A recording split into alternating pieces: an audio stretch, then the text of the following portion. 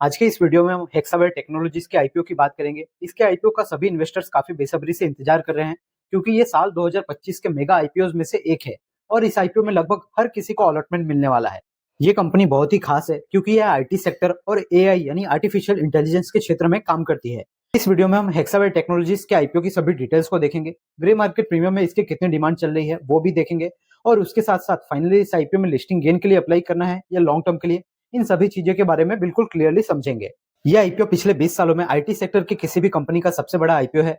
इससे पहले IT sector में सबसे बड़ा आईपीओ टीसीएस का था जो लगभग 20 साल पहले यानी 2004 में आया था और उस समय वो 4700 करोड़ का बड़ा आईपीओ था। अगर आप इस चैनल पे पहली बार आए हैं तो सभी मेन बोर्ड और एसएमई आईपीओ के साथ साथ सभी अपकमिंग आईपीओ के लेटेस्ट अपडेट के लिए सब्सक्राइब जरूर कर लीजिए। सबसे पहले कंपनी के बारे में बात कर लेते हैं। तो इस कंपनी की शुरुआत 1992 में हुई है और ये कंपनी आईटी सेक्टर और आर्टिफिशियल इंटेलिजेंस सेक्टर से रिलेटेड काम करती है। डिजिटली और टेक्नोलॉजिकली जो भी काम होते हैं वो सब ये काम कंपनी करती है। डेटा एनालिसिस करना, आर्टिफिशियल इंटेलिजेंस के थ्रू चीजों को आसान बनाना, इसके साथ साथ क्लाउड सर्विसेज, ये सारे टेक्निकल टर्म है जिसे आईटी सेक्टर के हर एक बंदे जानते हैं। डिजिटल ट्रांसफॉर्मेशन के लिए कंपनी ने अपना एक रैपिडेक्स करके प्रोडक्ट बनाया हुआ है। इसके साथ ही आर्टिफिशियल इंटेलिजेंस के लिए टेंसाई करके इसका एक प्रोडक्ट है और क्लाउड के लिए एमएस करके इसका सॉफ्टवेयर है। इस कंपनी की services banking, financials, health care और इंश्योरेंस, इसके साथ साथ ट्रैवल से रिलेटेड सर्विसेज वगैरह में इस्तेमाल किए जाते हैं। इस कंपनी का बिजनेस ग्लोबली बहुत ही अच्छी तरीके से फैला हुआ है। अमेरिका, यूरोप और उसके साथ साथ एशिया में भी इस कंपनी का अच्छा खासा बिजनेस देखने को मिलता है। तो एआई और आईटी से रिलेटेड इस कंपनी का काम है जिसकी बहुत ही ग्रोथ देखने को मिलती है। अब इस आईपीओ की सभी डिटेल्स को देख लेते हैं। तो ये आईपीओ 8750 करोड़ का एक बहुत ही बड़ा आईपीओ है। यह आईपीओ पूरा का पूरा ऑफर फॉर सेल है, यानी इसमें कोई भी पैसा कंपनी के पास नहीं जा रहा। प्रमोटर यहाँ पर अपना स्टेक बेच रहे हैं। यह आईपीओ 12 फरवरी से 14 फरवरी तक खुला रहेगा। इसका प्राइस बैंड 674 से 708 रुपए का रखा गया है। 17 फरवरी को इसका अलॉटमेंट देखने को मिल जाएगा। अगर नहीं लगा है तो 18 फरवरी को पैसा रिफंड हो जाएगा और 19 फरवरी को इसकी लिस्टिंग हो जाएगी। ये साइज के हिसाब से इंडिया की हिस्ट्री में अब तक का 13वां सबसे बड़ा आईपीओ है। इससे पहले सिर्फ 12 ही कंपनी है जिन्होंने इससे बड़ा आईपीओ लाया था। इस आईपीओ में रिटेल कैटेगरी के लिए 35% का रिजर्वेशन रहेगा। बहुत ही अच्छा खासा रिजर्वेशन है। अगर आप यहाँ पर रिटेल कैटेगरी में अप्लाई करना चाहते हैं तो एक लॉट में आप 21 शेयर्स के लिए अप्लाई कर सकते हैं। 14,868 रुपए का अमाउंट चाहिए। स्मॉल एचएनआई कैटेगरी में आप 14 लॉट के लिए अप्लाई कर सकते हैं 294 शेयर्स के लिए।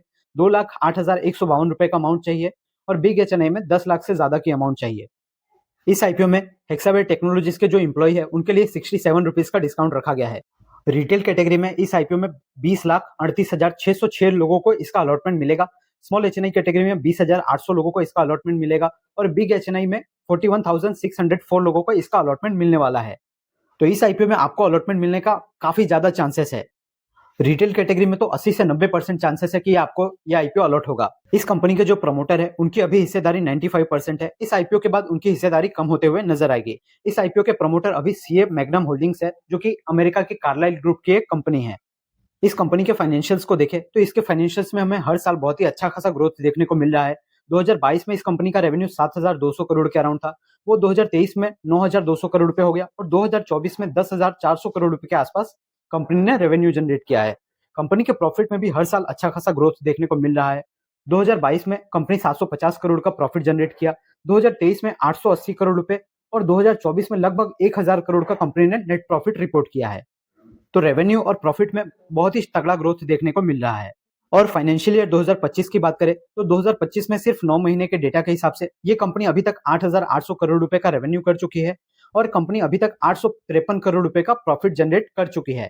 तो इस साल भी कंपनी का रेवेन्यू अपने पिछले साल की रेवेन्यू से बढ़ के नजर आ सकता है। अच्छी बात यह नजर आती है कि इस कंपनी पे कोई भी कर्जा देखने को नहीं मिल रहा और इस कंपनी के पास रिजर्व यानी एक्स्ट्रा जो पैसे होते हैं वो इस कंपनी के पास 4,800 करोड़, बहुत बड़ा रिजर्व इस कंपनी के पास है। वैल्यूएशंस की बात करें तो इस कंपनी का पी अभी 43 का पी है। अगर इसके पेयर ग्रुप से इसका कंपैरिजन करें तो इसके पेयर में हमें आईटी सेक्टर के दिग्गज कंपनियां परसिस्टेंट सिस्टम और कोफोर्ज इसके कॉम्पिटिटर नजर आते हैं।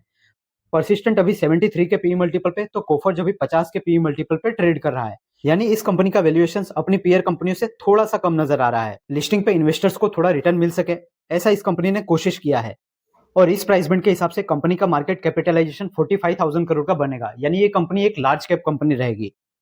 इसके ग्रे मार्केट प्रीमियम की बात करें तो अभी 6 फरवरी रात को 9 बजे के हिसाब से इसका ग्रे मार्केट प्रीमियम सिर्फ 3% का बता रहा है। जब ये आईपीओ अनाउंस हुआ था तब इसका ग्रे मार्केट में 10% से ज्यादा का डिमांड बता रहा था, पर ये मार्केट की कंडीशंस को देखते हुए ग्रे मार्केट प्रीमियम अभी 2 से 3% ही रह गया है। पर यह आईपीओ 12 तारीख से खुलने वाला है, तो आपको इसके ग्रे मार्केट प्रीमियम को रेगुलरली ट्रैक करना पड़ेगा। अप्लाई करने से पहले लेटेस्ट ग्रे मार्केट प्रीमियम को आपको जरूर देखना होगा। उसकी अपडेट्स के लिए आप चाहे तो हमारे टेलीग्राम चैनल को भी ज्वाइन कर सकते हैं। ये तो हो गई आईपीओ की सभी डिटेल्स। अब बात कर लेते हैं फाइनल डिसीजन की। तो जो भी सिर्फ लिस्टिंग गेन के लिए इसमें पैसा लगाना चाहते हैं, तो सबसे इंपॉर्टेंट पॉइंट जीएमपी ही होता है। इसका जीएमपी सिर्फ 2 से 3% चल रहा है।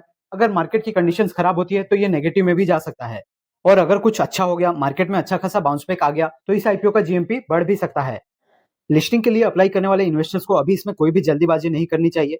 12 से 14 तक ये आईपीओ ओपन है, तो आपको सेकंड डे या थर्ड डे के बारे में इसके जीएमपी को देख के कुछ सोचना चाहिए। मैं पर्सनली ऐसा मानता हूं कि 25% से ज्यादा का जीएमपी अच्छा होता है, पर ये लार्ज कैप कंपनी है, तो इसमें 20%, 15-20% का भी जीएमपी रहता है, तो वो भी अच्छा कहा जाएगा। और जो लोग लॉन्ग टर्म के लिए इसमें अप्लाई करना चाहते हैं, तो ये कंपनी आईटी सेक्टर और आर्टिफिशियल इंटेलिजेंस सेक्टर में काम करती है। इस सेक्टर में बहुत ही ज्यादा ग्रोथ होती है, और ये कंपनी के फाइनेंशियल्स में भी हमें वो नंबर्स नजर आ रहे हैं। इसके साथ ही ये कंपनी पूरी तरीके से डेब्ट फ्री है, कोई भी कर्जा इस कंपनी पे नहीं है। इसके साथ ही इस कंपनी के पास बहुत ही अच्छा खासा रिजर्व है, तो ये कंपनियां आगे चलते हुए किसी कंपनी को एक्वायर भी कर सकती है। तो बिजनेस के हिसाब से इस कंपनी में तो कोई चिंता देखने को नहीं मिल रही है। पर इस आईपीओ के कुछ नेगेटिव्स की बात करें, तो सबसे पहले तो ये पूरा 8,750 करोड़ का ऑफर फॉर सेल है। अगर कुछ पैसा कंपनी फ्रेश इशू लाती तो वो अच्छा रहता। एक और हल्का सा नेगेटिव है, इस कंपनी का जो वैल्यूएशन रखा गया है, वो कंपनी चाहती तो और भी सस्ता वैल्यूएशन रख सकती थी। बाकी ओवरऑल लॉन्ग टर्म के लिए इस कंपनी में कोई भी खास दिक्कत देखने को नहीं मिल रही। तो आप इस कंपनी के आईपीओ में किस तरह से अप्लाई करेंगे, लिस्टिंग गेन के लिए अप्लाई करेंगे या लॉन्ग टर्म के लिए, वो कमेंट करके जरूर बता दीजिए। मेरी तरफ से आपको एक डिस्क्लेमर देना चाहूंगा कि मेरी ओर से आपको इसमें कोई भी बाय, सेल या होल्ड करने की रिकमेंडेशन नहीं है। आपको अपना कोई भी फाइनेंशियल डिसीजन अपने रिस्क और अपना एनालिसिस लगा के ही करना है। और एक और चीज आपसे डिस्कस करना चाहूंगा कि अगर आप काफी समय से मार्केट में हैं, तो आपने इस कंपनी का नाम पहले भी सुना होगा। ये कंपनी 2020 तक शेयर मार्केट में लिस्टेड थी, तो आखिर क्यों 2020 में इस कंपनी को डिलिस्ट करवा दिया गया, और अब वापस से ये कंपनी अपने आईपीओ लेकर आ गई है, फिर से मार्केट में लिस्ट होना चाहती है। अगर आप भी इन सब सवालों का क्लियरली जवाब चाहते हैं, तो आप ऊपर दिए इस वीडियो को देख सकते हैं। अगर अभी भी आपका इस आईपीओ से रिलेटेड कोई भी सवाल है, तो आप कमेंट सेक्शन में पूछ सकते हैं। अगर इस वीडियो से आपको सभी चीजें बिल्कुल क्लियरली समझ में आई है, आपकी हेल्प हुई है, तो वीडियो को लाइक जरूर कर दीजिए। अगर आप हमारे चैनल पर पहली बार आए हैं, तो सब्सक्राइब करके भी रख लीजिए, क्योंकि हम जानते हैं कि आपका समय कितना कीमती है। इसके लिए हमारी कोशिश होती है कि हम आपको बिल्कुल क्लियरली और टू दी पॉइंट जानकारी सबसे पहले दे सके।